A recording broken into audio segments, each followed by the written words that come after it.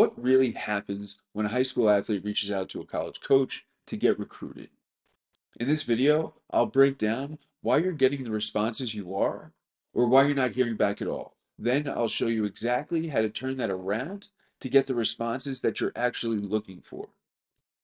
What's going on, guys? My name's Elliot. I've been a Division I head coach. I've been the head of college recruitment nationally and internationally for just about 5 years at a school, Florida Atlantic University, a really good Division I program down in South Florida.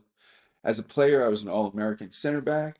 I was a 2-year captain at Lehigh, and I was also the director of a club out in Colorado where we put many, many players through college and professional ranks. So I've seen college recruitment from every single possible angle. And I'm here to help you break it down so that you can put your mind at ease. When you reach out to a college coach, it's most likely going to be an email. And what you need to remember here is that you're one of hundreds, sometimes even thousands, that are reaching out in the same way. So the reality is, most of these emails are never going to get fully read because there's just too many. So as a coach, I have to streamline my process, which means scanning emails quickly for highly specific keywords.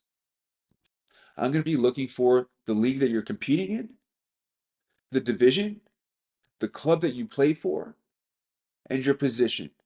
Maybe even your height, your weight, and a 40-yard dash or 2-mile time.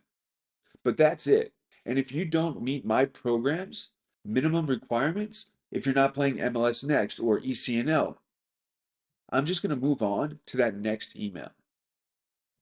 But if you do meet those requirements and you play a position that we're looking to actively recruit, or you play a position that we really don't have any depth at, we're going to skip straight to your highlight video and evaluate your potential.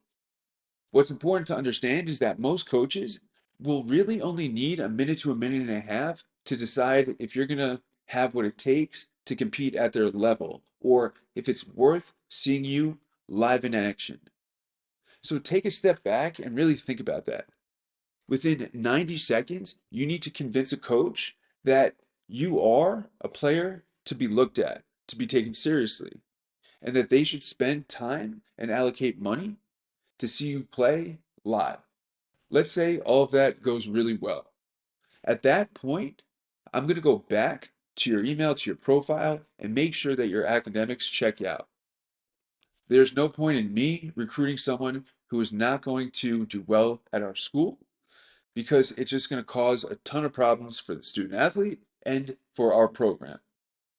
So now that I believe you're a good academic and athletic fit, my next step is to reach out to someone that I trust at your club, like a director of coaching, maybe a personal friendship, a coach that I've known for many years. And if I don't know anyone, I'm reaching out to someone to see if they know someone that they could refer me to that they trust. Because coaching is a really tight community.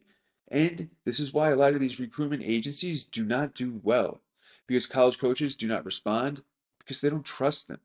So then, if everything is checked out, I'd come and see you play live. Remember, not every coach is going to tell you this. So it's really critical to stay up to date on where you are with each school and if they've gone through this checklist with you, because then is the time to be professionally persistent. When you know they've checked all those boxes and they've probably come to see you play live, then if you don't hear back, that's when you start reaching out. And that can make all the difference in the world. So if this sounds like a ton of work, realize it is. And not many athletes or parents or families have the time to put forth and put all that effort into this process. And that's when we see kids slipping through the cracks and not playing at the next level, even when they can. So that's why I created rfx.soccer. Essentially, it's an application that automates this entire process and gets feedback from college coaches so that you have a really good understanding of what level you should target and what schools are interested in you. So check it out, jump on that wait list. Don't forget, click subscribe. And if you have any questions, throw some comments down below and I'll be happy to answer any of them.